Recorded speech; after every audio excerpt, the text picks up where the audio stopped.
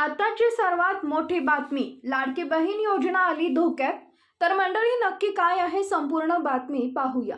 महायुती सरकारनं निवडणूक जाहीरनाम्यात लाडकी बहीण योजनेत दरमहा 2100 रुपये देण्याची घोषणा केली होती. त्यामुळे आता त्यातून 18,000 कोटींचा तिजोरीवर अतिरिक्त आर्थिक बोजा पडणार आहे. लाडकी बहीण योजनेसाठी निकष तपासण्यात येणार असल्याची माहिती विश्वसनीय सूत्रांकडून देण्यात आली आहे. आता उत्पन्नाचा दाखला तसेच आयकर प्रमाणपत्र मिळणारं निवृत्ती वेतन, 4 चाकी वाहने आणि 5 एकरपेक्षा कमी जमीन असे सर्व निकष तपासण्यात येणार आहेत.